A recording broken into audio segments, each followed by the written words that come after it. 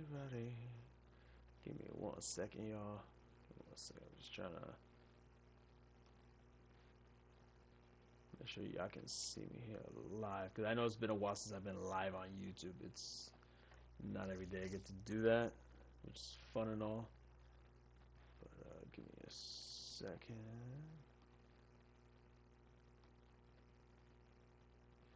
There we go.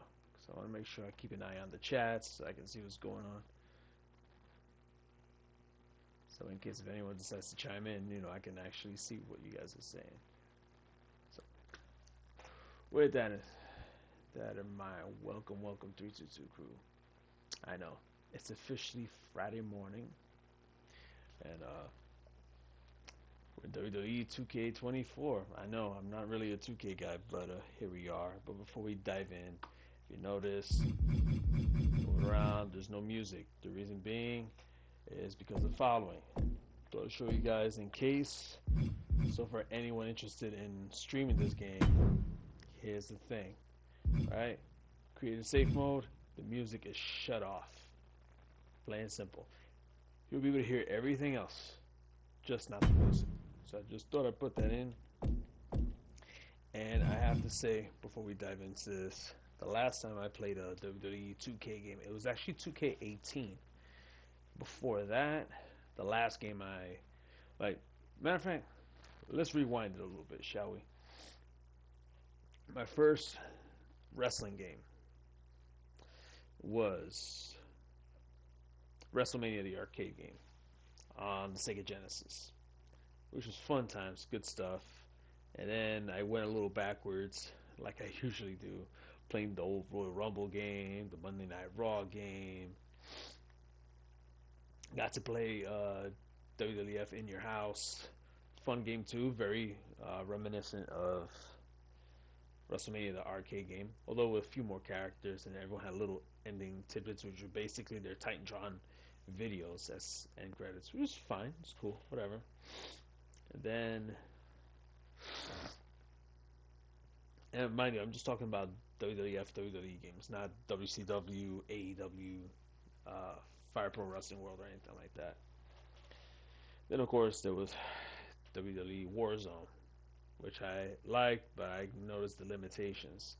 Then, of course, there was WWF Attitude, which I actually enjoyed.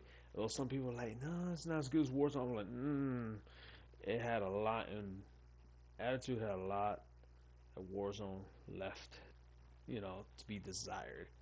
Not just in customizations, but you're actually able to adjust the controls so that way things weren't clunky and everything. And then, like a lot of PlayStation heads, played all the SmackDown games up until SmackDown vs. Raw 2008, which was the last one I ever owned. Because true to form, like when it comes to wrestling, that was the year Chris Benoit, the thing happened with him. And quite frankly, last I checked, it was, the whole double murder, self deletion thing. And I remember during that time period, I just couldn't watch wrestling. Everything kind of got not just stale, but it was like too much damage control going on, and I wasn't a fan of that. Try to watch TNA, it just wasn't working with me. It wasn't until like maybe 2012, 2011 when I finally started tuning in again, and it was because of CM Punk when he finally did the pipe bomb. Not so much because he sat there and talked trash, but it's because he talked trash on a level that I hadn't seen in years. To the point where it felt like you couldn't tell if it was the real deal or if it was scripted, or somewhere between the two, which is fine. But it did create that interest. So I ended up playing WWE 12, which I ran the Orton on the cover. And while that one was actually pretty good, it didn't really glue me in the way WWE 13 did. It's being not just because CM Punk was on the cover, not just because the Summer of Punk was happening, or the fact that he was on his way towards 434 days as world champion, but it was because of the fact that there was so much you could do in that game that was really, really awesome. One thing this game, the 2K games do not have that WWE 13 had was the fact that you were able to have a Ring of Fire match, meaning same setting as an Inferno match, except you can go ahead and have your wrestling match. You can win by pinfall or submission, and then of course you got the Ring of Fire. Things are getting hotter. You can get worn out faster, kind of like something from FMW from Japan, which I thought was really cool.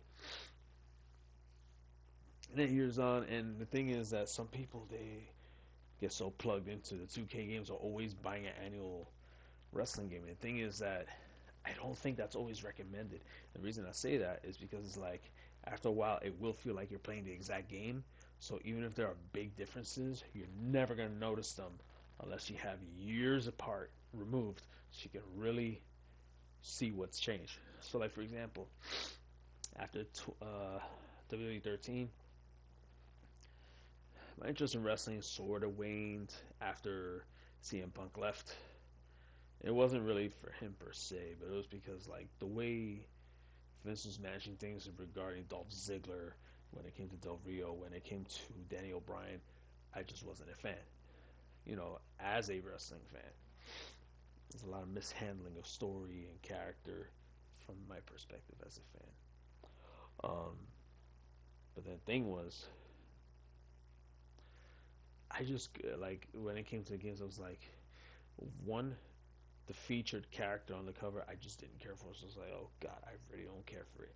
You're in, you're out, you're in, you're out. Like I was like, I have no incentive to start shelling out money for wrestling games like that. Just the incentive isn't there. And there was 2K18 where it was like, okay, now you got something. Like, yeah, Seth Rollins on the cover. You had the four horsewomen of NXT and WWE from the Women's Revolution. You had a lot going on. And a lot of my favorite wrestlers that were there at the time, they were on the roster. It was a nice, healthy roster. Um, and again, the creative levels that you're able to go to with designing your characters freaking amazing. It was leaps and bounds beyond WWE 13. So it was like, okay, enjoyable. But the story mode left a lot to be desired. When it came to the universe mode, you kind of didn't care or anything similar to that. So there's that. And give me 1 second, folks. Hold on. Anyway, and then again, the next year there was AJ Styles on the cover, but it's like again, like why would I invest in that game? That 2K20 looked like a hot mess, especially when I saw the bugs. I was like, oh yeah, no. Battlegrounds was a step away from the 2K thing while they were trying to figure things out. Because remember, 2K19 was the very last of the series that had Ukes involved. Ukes had done every WWE game since like SmackDown. So there was that, right? And then, I'm trying to remember. Do forgive me because sometimes I have brain farts in the middle of the night. Yeah, it was just there was no real incentive to be like, oh, I need to get this game, especially when with my interest in WWE as a wrestling fan was kind of dwindling. I was having fun watching some New Japan, and I was starting to really get interested in AEW because again they were doing the things that up to that point WWE was kind of not giving priority to, which was the athleticism, the pro wrestling aspect, and WWE was just guilty of too much of this. Like here's the thing, right? So if you watch WWE back in the '90s, you had a nice balance of wrestling and storylines. You had a nice balance, right? But somewhere along the line, after Chris Benoit's passing, there was this shift in balance where there was way more drama, not enough wrestling, even though you had an abundance of talent for there to have plenty of action. Like there seemed to be this balance that I just really couldn't like. Where it was like, what the hell were they doing? And then it kind of felt like during the CM Punk years, where he was in the forefront, where it kind of like it felt like the balance was starting to shift. And he left. Then eventually the thing with Daniel Bryan shifted, and then it was just like where I found Raw and SmackDown 100% skippable and just watch the pay-per-views, and that's it. Like there was no need for anything else with WWE except for the pay-per-views. But then here we are, 2K24, right? Didn't do 2K23 because I was like, okay, you got the John Cena stuff, but I didn't really care. 2K22, it had Rey Mysterio, nice and all, but you're a Hall of Famer, and yet you're still active full time, as a wrestler. That part just doesn't make sense to me. Like for me, the minute I have a Hall of Fame ring, I'm calling it quits. That's it. Because right there, that's like your Purple Heart, or that's like your, hey, congratulations for all your contributions. You're done. Kind of, in my opinion, again, as a fan, I don't see the sense in you having a Hall of Fame ring and then you roll your ass up working full time. Granted, no disrespect to Rey Mysterio, he you can tell he's still got a lot of gas in the tank. But the thing is, he's not going to win he's not going to have another world title run. You know it's not happening. You know he's not going to have another belt around his waist ever again. He's just there to elevate talent. At that point, just my opinion, he might as well go down to NXT and help the guys that are on the way up as he's on his way out. Especially when you're a Hall of Famer. Again, don't kill me, please, people. Do not come after me for this. I'm just a guy. I'm just stating my opinion as a fan. If I, hypothetically speaking, had a storied career, got a Hall of Fame ring, I have no reason whatsoever to wrestle in the ring again. Right? They'd be like, you know what? Got my Hall of Famer. That's the celebration of my contributions to this industry. I'm done. That's it. Like hypothetically speaking, even as a musician, if I were in the Rock and Roll Hall of Fame, guess what? I'm retiring. I have no reason to put new music out because guess what? Once I'm in that Rock and Roll Hall of Fame, I have no reason to contribute to music anymore. I've done my time. I've done my commitments. I've put my work in. Time to pass the torch to the next generation. And that's my thoughts. You know, that's just my feeling on it. But now here we go, 2K24, right? It's a whole new era. We're in the Triple H era. And I have to say, um, the minute Vince was ousted, more or less, if you really want to look at it that way, WWE started to change for me as a viewer. I found myself gradually watching Raw and SmackDown again, little by little. The pay-per-views were stellar, like almost every pay-per-view. Great matches across the board, you know. And then once Royal Rumble hit, and then the road to WrestleMania, and then The Rock came in, and all this, the elevation of the talent, and you can see how much more highly esteemed and how high the morale has been with the talent. Where it's like, you know what, I can actually tune in on this now. I can actually watch this and enjoy this. So when I tune in, it's like, goddamn, like, yo, this is actually fun to watch again. Like, WWE is very watchable now. And sure enough, I was on the fence about this game, I really was. But what really got me was like, you know what? This is it. Not because of Cody Rhodes being on the cover. I mean, don't get me wrong. I mean, if we're gonna call a spade,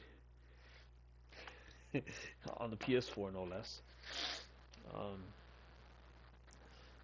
it was more the fact that when the content is so abundant and it's just the base game, not even including DLC, it's like, you know what? That's what I call having a bang for your buck. And not only that, I was seeing so many things through just the PlayStation Hub. The things people were doing on 2K23, I was like, whoa, like, this is good stuff. And then seeing everything that was going to be dropping in 2K24, I was like, you know what? Yeah, this is the one. I was like, you know what? After a while. And then here's the fun part. It's the abundance of changes you see between when you haven't played a 2K game after 2K18 and now, you see the big shift in quality. Like, just an example. This is the main one, right? You got the My Faction thing. I personally don't care for My Faction. Whatever. Play. Just gonna give you an example. Pick your matches. You got all sorts of stuff. You know what I'm saying? So, yo, oh damn, they even got war games. I haven't even messed with this yet. I'm just gonna be honest with y'all. But the minute I sit down and try that, y'all will know. Okay, match rules, you can adjust that. You got all these arenas, and plus the ones you can unlock by just playing the game.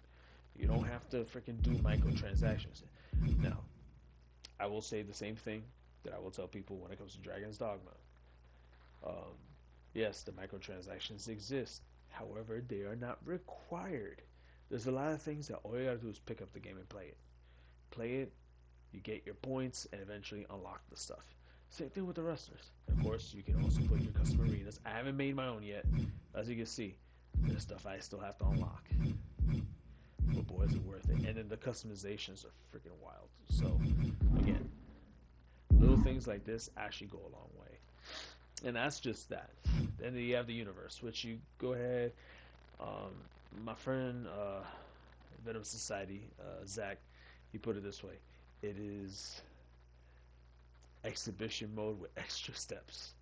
Like, yeah, you can work on feuds and work your way to winning a title and work on different conditions. If nothing else, it's a good mode to jump into so that you can learn to play the game a little more and really get your way, right?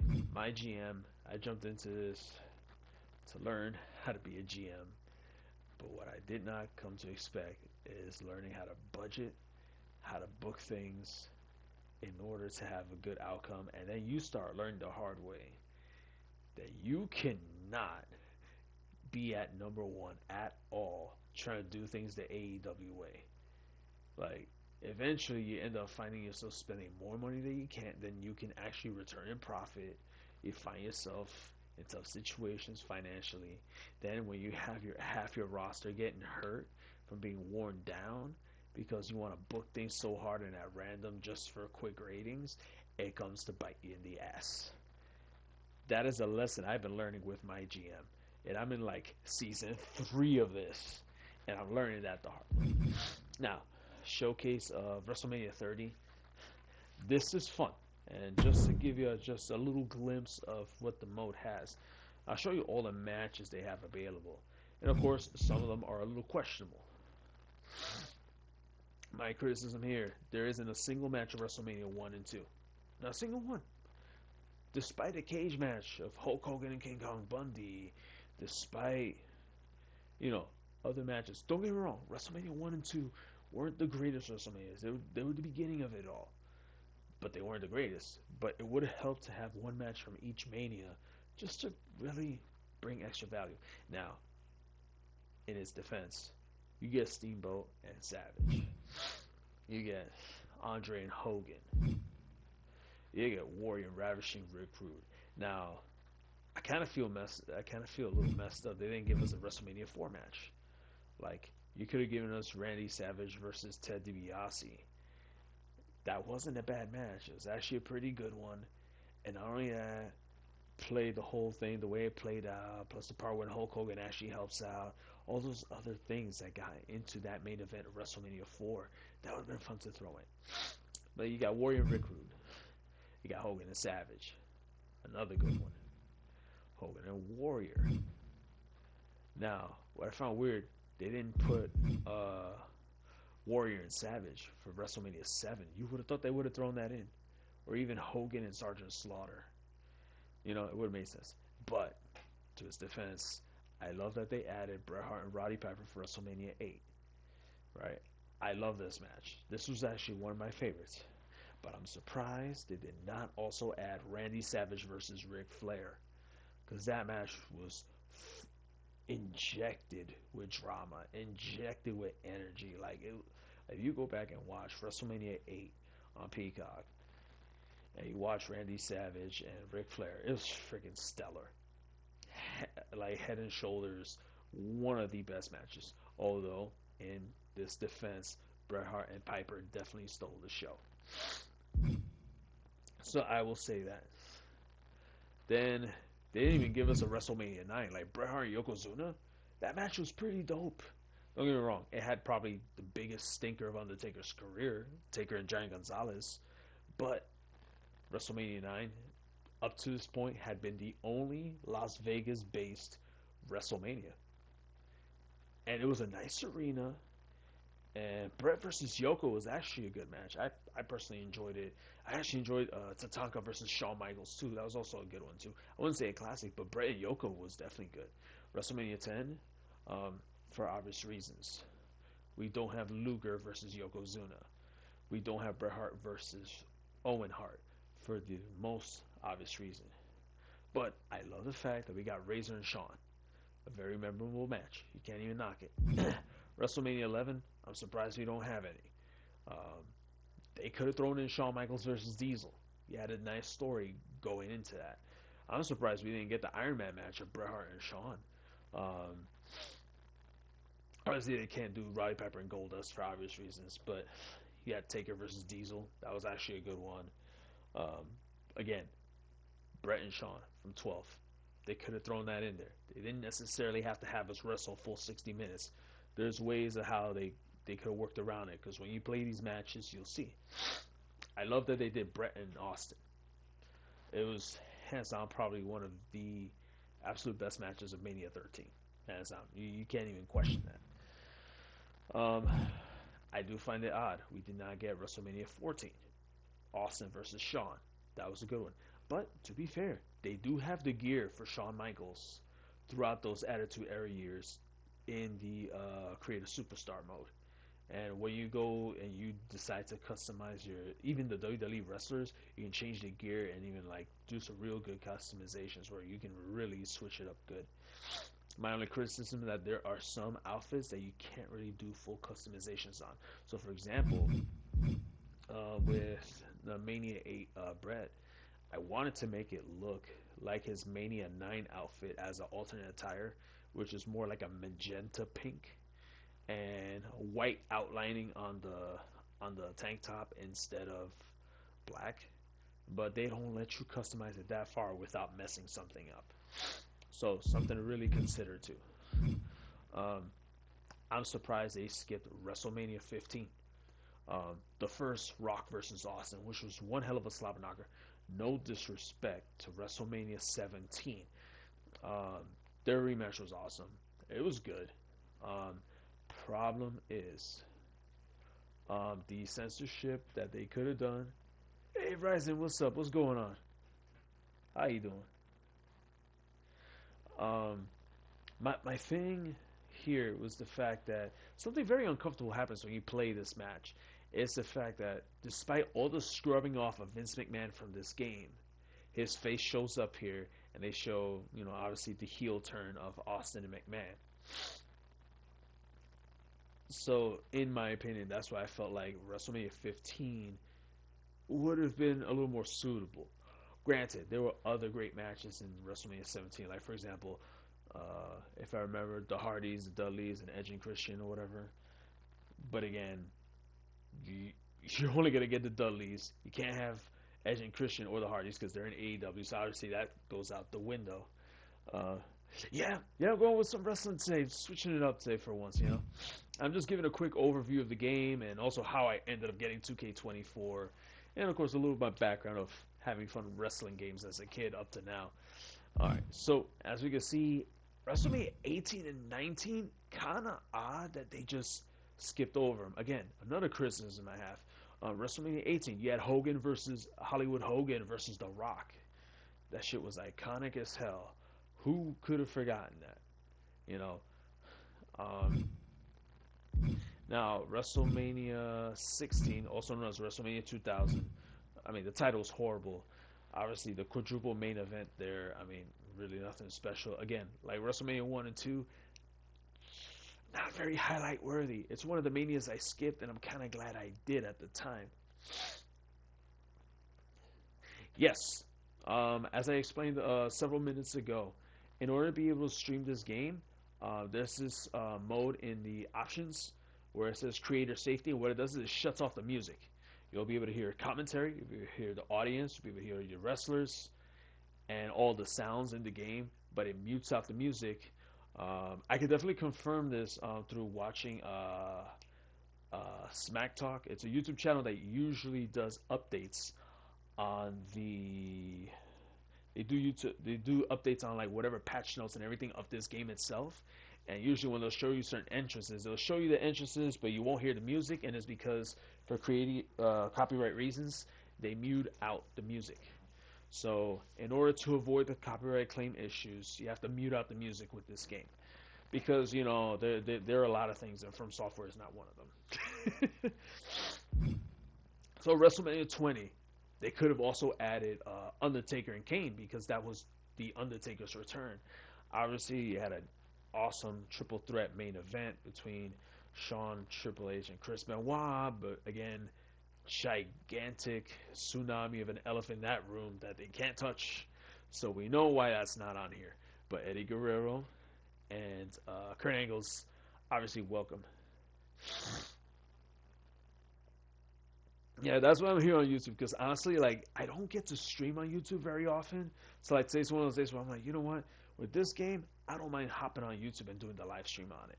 I don't mind doing the post stream edits and stuff just to make this a little more comfy.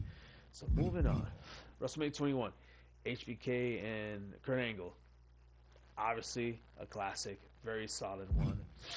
I'm surprised we didn't get WrestleMania 23 because WrestleMania 23 we had Undertaker and Batista, and it was also marking the 10-year anniversary of when Undertaker won the world title back at WrestleMania 13, which I thought was very fitting. I also felt like WrestleMania 22, I believe, you also had Triple H and Batista, another really awesome one. Oh, dude. Oh, let me tell you. Hold on a second. I really wish um, we could have the entrance music, but unfortunately, with this game, if you don't want to deal with the copyright issues, you gotta have the music off. Unfortunately. All right. So again, a little time skip here is a little weird, but again, classic match: Shawn and Taker. Um, 26. Ooh, they skip again. Another massive elephant in the room. Granted, for historical reasons, you can't skip this. Like, you can't omit this from the history of WrestleMania. Obviously, we got the whole pending thing with Vince McMahon. There's the illusion of Brock Lesnar involved in that whole situation based on those texts with that lawsuit that he's going on with that girl, from the allegations of trafficking and whatnot. It was one of those things I was like, ooh, like before the release of the game, I was like, ooh, how you gonna do this? And on top of that, insult to injury, you play as Brock Lesnar. So this part was a bit of a doozy with this game, you know. I will tell you this right now, Ryzen. Growing up, wrestling wise, I had a two-way tie in terms of my favorite wrestlers of all time growing up: Undertaker and Bret Hart. And here was the one thing: back in 1996, the unthinkable had happened. Royal Rumble 96, the main event was Bret Hart versus The Undertaker. Not only that, Purple Glove Undertaker, which was the kind of Taker you don't want to mess with. And it was one of those things where I was like, you can't make me pick one or the other. It was just so hard because I was like, Taker's not the dude that you can make tap out. It's just not happening.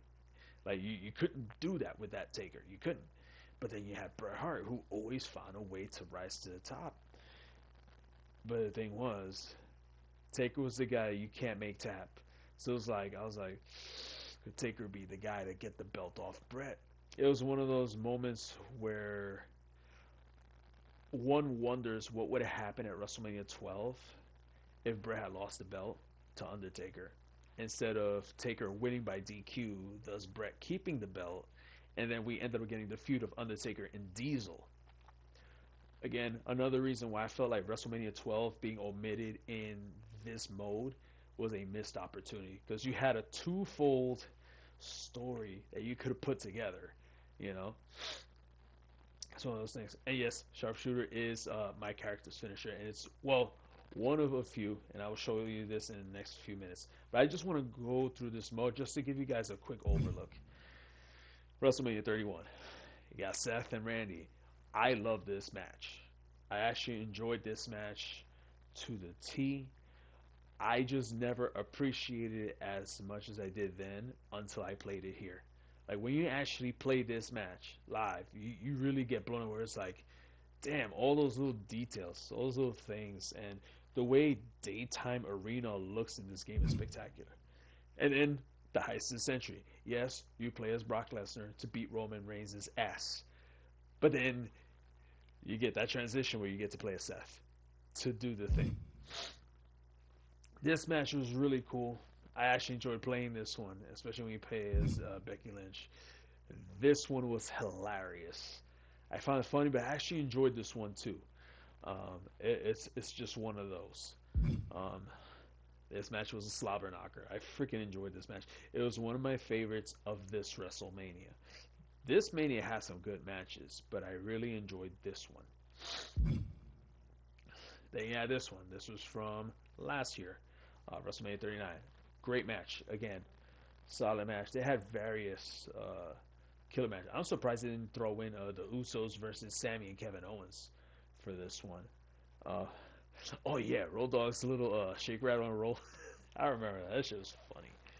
Uh, I used to look out of DX. Believe it or not, my favorite was Billy Gunn. For the most obvious reasons. Now, you also had this match, Asuka and Bianca Belair. Granted, I rooted for Asuka in that match last year. I hated knowing that she was gonna drop the belt, but it had to happen. I am bummed that the 2021 WrestleMania never popped up here because it was the first Mania where you had a full live audience, and it was down here in Tampa, Florida, also. Um, and of course, you had the historic match of Sasha Banks and Bianca Belair as the night one main event. But again, she's not in WWE anymore. She's in AEW as Mercedes Monet, and well, obviously, again, royalty shit. And then of course, this mode caps you off with last year's match, which was Cody and Roman 1. Again, I enjoyed the match, but boy, did I love this year's version even more. Like again, like I explained about 10 minutes ago, the build up made me really invested in WWE again on a level that I hadn't since like CM Punk. So there's that. And then after you beat this match, where of course Roman retains, you have this guy. I haven't done this one, but it's the 2K Showcase of the Immortals. It's basically a WrestleMania Royal Rumble. And you win, you become the champion of WrestleMania. I haven't done this one. We will not cover this. But as per the title of this stream, we're hopping right here. MyRise. I was definitely recommended by my boy Zach.